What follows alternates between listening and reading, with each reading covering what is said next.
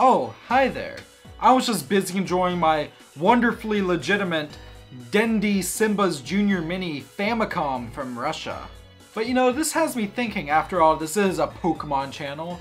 Let's go over my collection of bootleg Pokemon stuff, or at least a selection of it. So today on Master Trainer, a channel that's usually aimed at helping you become a Pokemon master, let's go over some of my bootleg Pokemon stuff. So first things first, I made a joke at the start of this video involving that Dendy Famiclone console. This right here, probably going to be doing a documentary about on my main channel. But one thing I'd like to note is actually a few weeks ago, or maybe months depending when this goes out, I actually looked at this, which was sold to me on Wish.com as the Pokeboy. And I actually did a review of it and unboxing a few, I don't know when at this point, where I actually looked at it and decided it was actually a pretty neat little console, especially since I paid $2 for it. However, what I found out is that it's not actually a Chinese thing, but rather it was I guess a resold thing that's Japanese called the Game Poke, that despite having mentions to Pokemon in the Wish.com listing, isn't actually a bootleg Pokemon thing. So yeah, this is number 1 of 10 items looking at today, and it's only debatably a Pokemon console, but I don't know, it's still really cool. Check out the video in full, but this has like, it says like 9,900 something, but it has like 90 different games on it. Simple stuff, all either like variations of Tetris or Space Invaders or whatnot, but it's really well made. It's remarkably sturdy. It has a really loud mono speaker. For $2, you can't go wrong. So moving on from a bootleg game console, let's move into bootleg games. Let's start with this. This Game Boy is not bootleg. However, actually this is my original Game Boy Advance SP from when I was a kid, but if we turn it on, you might be able to see that this certain Pokemon game we have in it. Pokemon Chaos Black version. That's right, this is one of the most infamous bootleg Pokemon games, and one of 3 we're looking at today, of all time. It's the second item we're looking at today.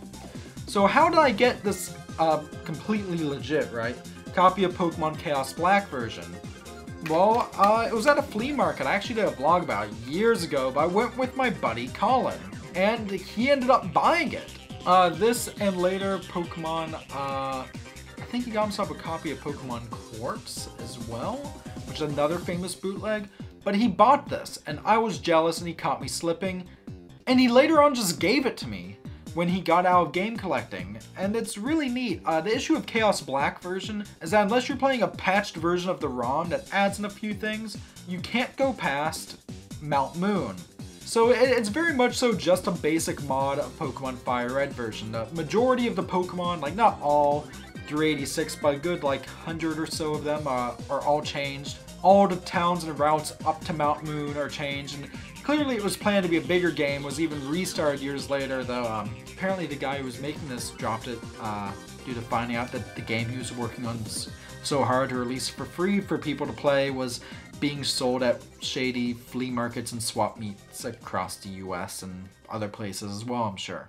But I also have Pokemon Quartz version, a game that I also reviewed years and years ago on another channel that I'm sure I'll link to, but this is a hack of Pokemon Ruby version that pretty much sets out to do what Chaos Black wanted to do, as in, you know, changing some names and graphics around, changing all the different maps for all the places, and even changing literally all the Pokemon in the game, except this one actually does all of that. It's really neat. My only real issues is that this was a Spanish ROM hack that was then translated to English, and the translation isn't the best. And also the guy who made it, Tabaro, has a shameless self-insert character. But besides that, it's a pretty solid Pokemon ROM hack. It's fun. It's a good time. I actually really like Pokemon Quartz version, and what's weird about this cartridge is you can actually trade between this and official cartridges using a link cable. The last one of the 3 Pokemon games talking about was one I haven't actually looked at, but was another gift from my buddy Colin, and it's called Pokemon how do I pronounce it?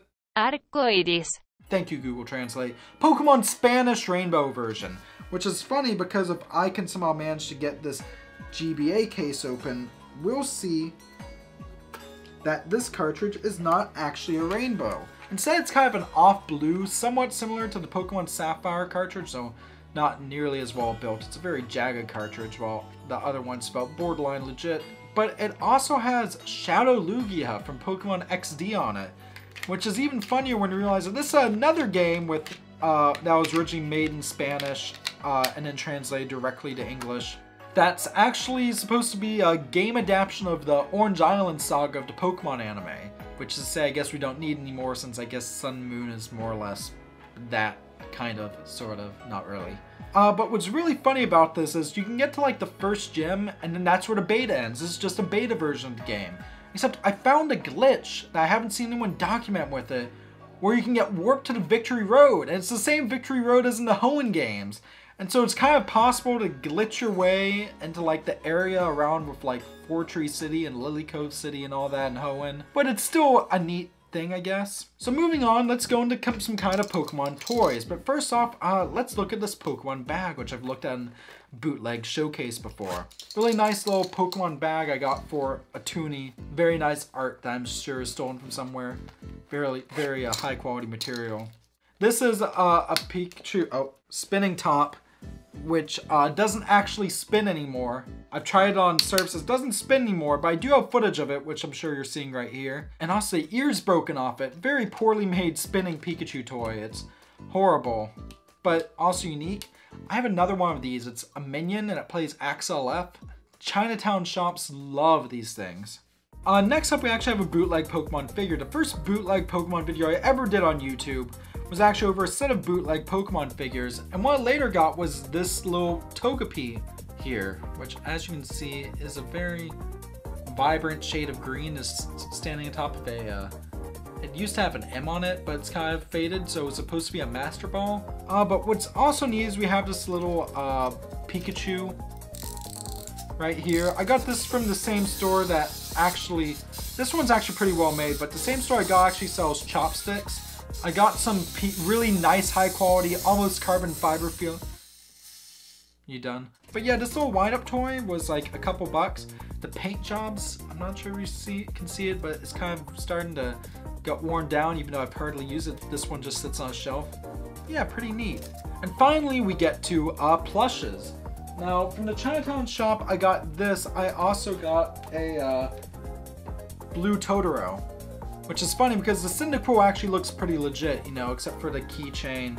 Yeah, this is a really nice quality little bootleg Cyndaquil, as is this blue Totoro. But the last thing we're going to look at, number 10, is something that'll blow your mind. I actually got on a trip to Jamaica a few years ago. But we have bootleg Jamaican Pikachu.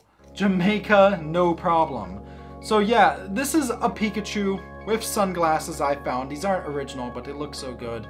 With horrible cheeks, a tail that's kind of like just a plain felt piece, as it says Jamaica no problem on its stomach. What's even funnier is I bought this at a gift shop for a few bucks in Jamaica, but if you look at the sticker on the bottom, it's made in China, which I just find to be really hilarious. So I guess this is 2 countries worth of bootlegging in one. It's a Jamaican Pokemon. They had other ones too. They had like a Shrek plushie. Like, yeah, sure, I should have gotten that Jamaican Shrek as well, but now I'm just rambling. Donkey! Do you have any weird bootleg Pokemon stuff? What's your favorite bootleg Pokemon games? And I have a video as well describing differences between ROM hacks, bootlegs, and fan games, but again, I'm rambling. Let me know down in the comment section below. And remember that, subscribe to Master Trainer for more great content like this, or if you enjoyed it, share it out with the world. So with that, thank you very much for watching. I need to pull all this stuff back up, so I'll see you next time.